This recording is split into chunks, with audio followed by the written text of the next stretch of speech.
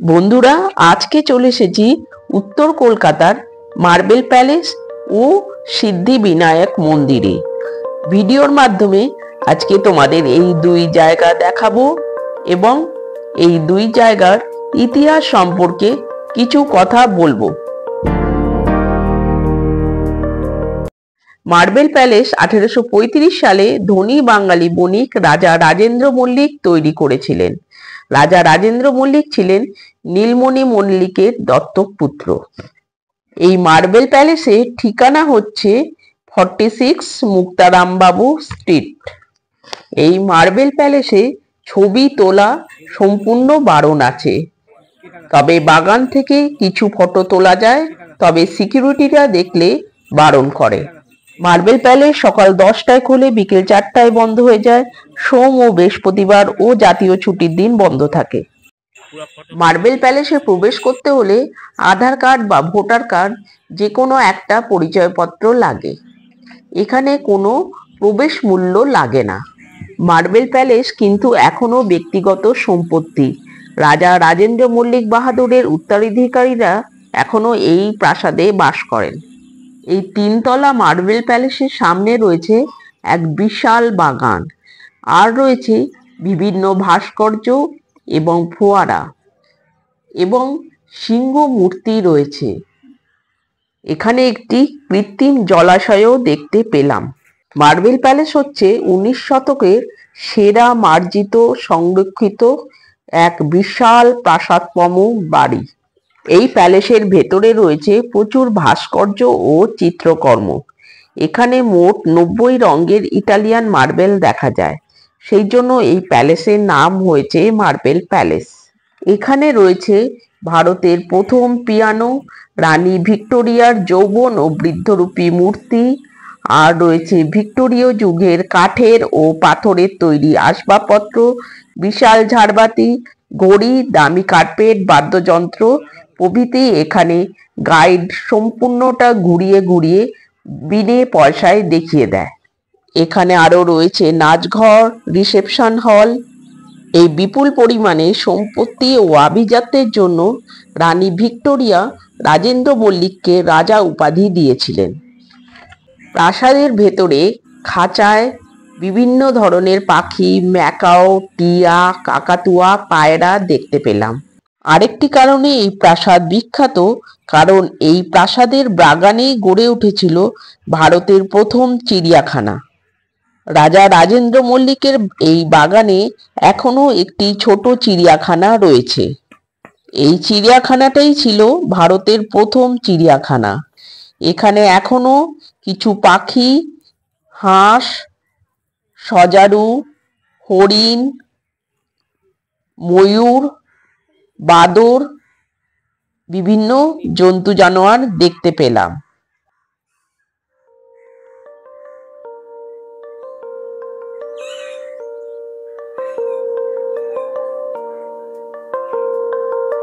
Marble palace ভিডিওর মাধ্যমে যতটা পারলাম দেখিয়ে দিলাম। এবার ঠিক তার পাশেই চলে এলাম সিদ্ধিবিনায়ক মন্দিরে। এই মন্দিরটিও এই মল্লিক পরিবারের। এই মার্বেল প্যালেস ও সিদ্ধিবিনায়ক মন্দির আসতে হলে গিরিশ পার্কগামী যে কোনো বাসে উঠে মার্বেল প্যালেস স্টপেজে নেমে 1 মিনিট হেঁটেই প্রথমে সিদ্ধিবিনায়ক মন্দির, তারপর মার্বেল প্যালেস পড়বে। সিদ্ধিবিনায়ক মন্দিরের ঠিকানা হলো 48 বি মুক্তারামবাবু স্ট্রিট। এই স্ক্রিনটা বেশ ভালো লাগলো, তোমাদের দেখিয়ে দিলাম ভিডিওর মাধ্যমে। এই সিদ্ধিবিনায়ক মন্দির সকাল 5:30টায় খুলে দুপুর 12টায় বন্ধ হয়ে যায়, আবার বিকেল 4:30টা থেকে রাত 9টা পর্যন্ত খোলা থাকে।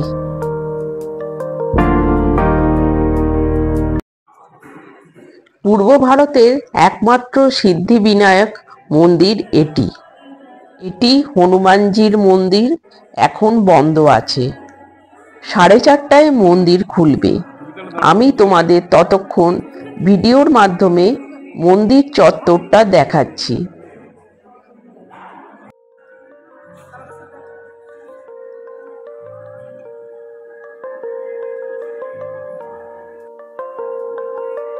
সিদ্ধিদাতা গণেশের মন্দিরটি বন্ধ আছে। এখনো সময় হয়নি, সময় হলে দরজা খুলবে। এখানে রামজির একটি ফটো রয়েছে।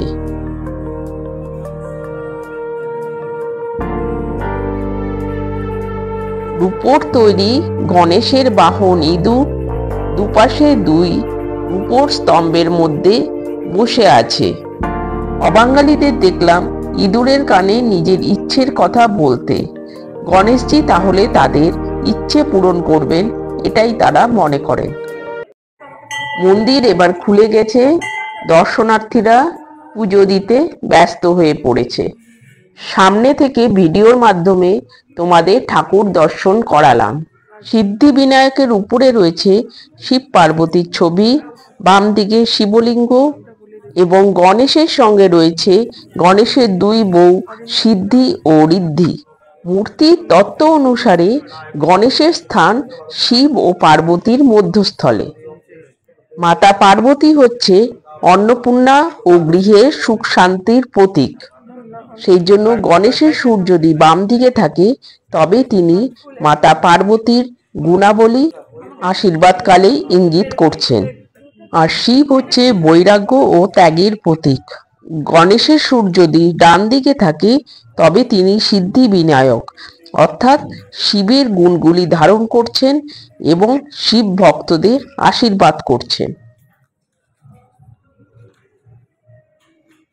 এই চার্টে নিত্য পূজা কাজকর্ম দেওয়া আছে।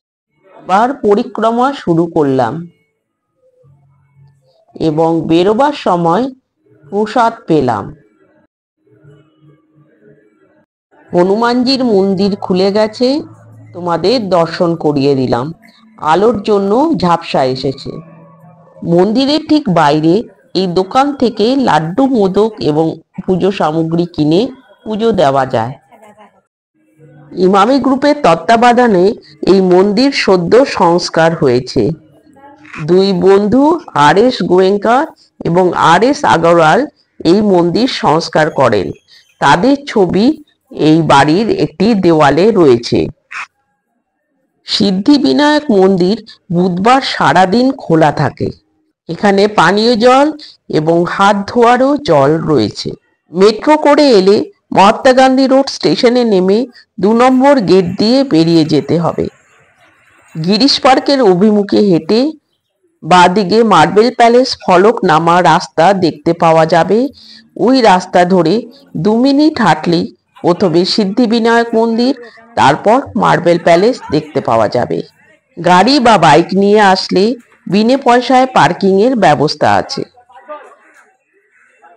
এই পর্যন্তই। তোমাদের ভিডিওর মাধ্যমে মার্বেল প্যালেস যতটুকু পারলাম দেখাবার চেষ্টা করলাম। সিদ্ধিবিনায়ক মন্দিরে সিদ্ধি দেবতার দর্শন করালাম। ভিডিওটা যদি একটু ভালো লাগে লাইক কমেন্ট করে দিও, বন্ধুদেরকে শেয়ার করে দিও। নতুন যারা দেখছো চ্যানেলটা সাবস্ক্রাইব করে দিও। সবাই ভালো থেকো, সুস্থ থেকো, আনন্দ থেকো। আবার দেখা হবে নতুন একটা ভিডিওতে।